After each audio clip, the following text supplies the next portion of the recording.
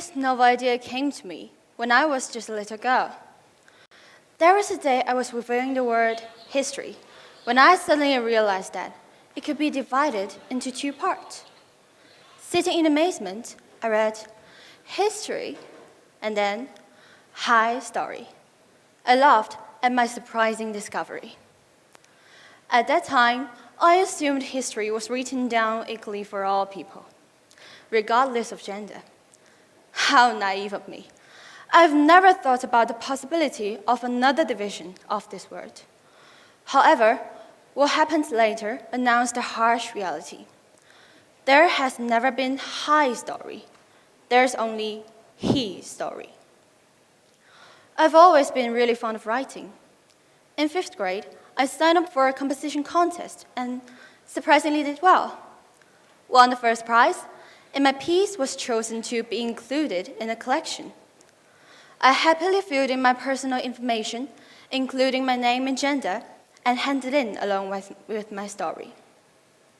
I reveled in the thought of seeing my name in a book and feeling the sense of accomplishment it would bring. With this dreamy, hypnotic feeling, I waited and waited and waited until a page appeared in front of me. I looked at it, I saw my composition, and I saw my name. Next to it lay the words, gender male. I was shocked, embarrassed, and confused. Although I could not fully articulate the feeling I had, I did feel a sense of misidentification. I'm female. Why was my written gender of female assumed to be incorrect and mistakenly corrected to male when I won a composition prize? I thought about it. Thus, I went to my advisor and pointed out a mistake in the collection. She sensed my emotional breakdown, so she dialed ahead of the competition and handed me her cell phone. After I explained the situation, the man on the other end of the line asked me to hold. A few minutes later, he spoke up and said, "We found your information. It does say gender female on the form, yes, but I'm sorry. It seems our staff thought you had written the wrong gender when they checked it. After all, you have a boyish name, and perhaps such a brilliant essay would be more likely written by a boy, wouldn't it?" "I'm terribly sorry, sweetheart, but the book has already been printed." After hanging up, I don't know why, but tears just rolled down my face uncontrollably. Seeing this, my advisor asked me what happened, and I told her. To my surprise, she showed a wave of anger that she had never shown me before. Fire blazed in her eyes. Again, but in rage, she picked up the phone and called ahead. At that time, I knew little about adult world. Despite my intuition, I still didn't know how much prejudice and malice lay behind the man's word. I didn't know what triggered my advisor's anger either. I just instinctively felt humiliated, for I thought my story was stolen. The author was no longer me. It has become a boy, a male, who shared my name and took my pride. What I ever did as me was buried under his story. I was still in shock, yet my advisor was already arguing with the man over the phone. In between the buzz and the noisy quarrels in my ears, the only thing I could catch gushed from my teacher's mouth, exploding like a thunderbolt. "It's her story, not his story," she said. "What makes you form such a stereotype that a girl can't write a good story like that? You really shouldn't push gender stereotypes like that onto your child." Everything that happened after was a blur in my memory. She kind of told me something like the mistake would be corrected or something else, but all that didn't matter to me anymore. The only thing I remembered were the words, "It's her story, not his." It was the time when it occurred to me that history has always been his story. And more importantly, women don't write their history, not because they lack the specific ability. On the contrary, they are extraordinary enough to create history. But when they do something remarkable, something beyond men's expectations. The traditional stereotypes of a patriarchal society begin to function, putting women's achievements to men's names. Females don't write their history because they are forbidden, not only by males, but by the whole society. This experience reminds me of the Matilda effect. It refers to a phenomenon that female scientists' contributions can often be overlooked or misattributed to their male colleagues, which actually underrates the female achievements in the history of science. In fact, I think this effect applies not just to science, but to all territories. According to National Women's History Museum and NJCSS Journal, out of 737 historical figures taught in the American Standard Curriculum, only 178 are women, including several fictional characters, and only one was taught in more than 15 states. What's more, the ratio of women to men in index indicate that 12 women were listed for every 100 men listed at best, and only 8 for every 100 at worst. The percent of pages mentioning women never rose to a 0.25%, and at worst, was less than 10%.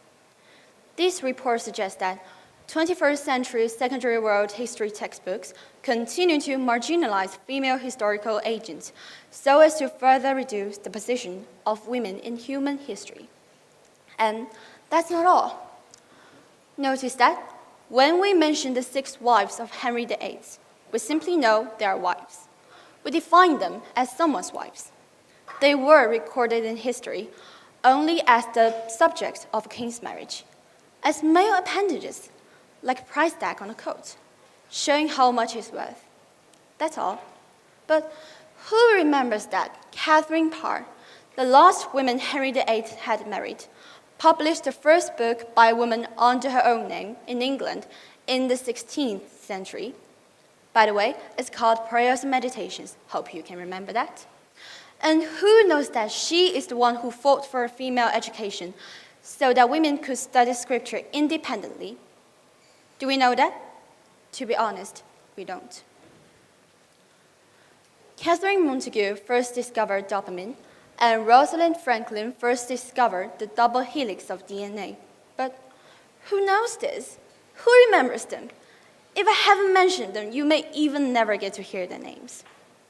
Haven't you ever wondered why almost all the great scientists in history are men? Are women really relegated to the shadows of history simply because they're incompetent? The truth is that women's voices have been silenced for too long. We have long been lost in his story, in the traditional patriarchal view of history, which has already shown us how hers turned into his. I might suppose in more self-deception than a stereotype, for while the examples above illustrate the persistence of patriarchal view of history, they also prove that women are not as incompetent as they are portrayed. History says, just give in. It's all about his story. Women can't do anything. What's even scarier is that almost everyone thinks so, more or less. But I'm going to say, no, that's not it. History is not exclusively male. There should not only be his story, but also her stories. Partly because women are worth it, and partly because their glory should no longer be overshadowed by the dregs of his story. So, it is time for the society to move beyond the patriarchal view of history, to allow women to tell her stories boldly, define her contributions, and share history with men. Only then can humanity turn history into a high story, a basically equal historical context, and give back to women the dignity they deserve. I know it's hard to really change something just standing here making speech, but at least we can arouse the awareness and start from ourselves. For example, today, right after this speech, you can go home and encourage your athletic daughter to take up the sport she likes, but is normally considered male only, if you're a parent. Or you can go home and pull your dusty handwritten novel out from under your bed and submit it to a publisher, if you're a girl who is addicted to writing. Or you can clarify some common misunderstandings at your dad's dinner table if you're a boy or a girl who suddenly realized the existence of his story after hearing this speech. I mean, this requires the combined effort of the whole society, whatever your gender is. For boys, I could only say that this enterprise needs every ounce of power available. It's the best if you want to do something, but it's okay if you don't. For girls, I just want to tell you that don't be afraid to stand out and get ahead. Don't be afraid to show your talent. Do what you want and tell your story bravely, even if it is not heard.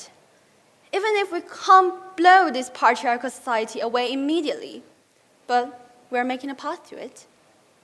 It might be long, it might be dark, it might feel endless, but we are actually making it. We shall enter the tomb that is full of dawn, as Victor Hugo said. It might be too serious, but the same essence as I tried to convey. Every story we told, and greatness we achieved, and footstep we made, shall finally lead us to the first flash of light. It'll come when women's stories are too powerful for them to ignore. Every time I think of the future, I think of what my advisor said. It's her story, not his story. What is hers shall be returned to her. And only at that time can we finally say, hi, story. Thank you.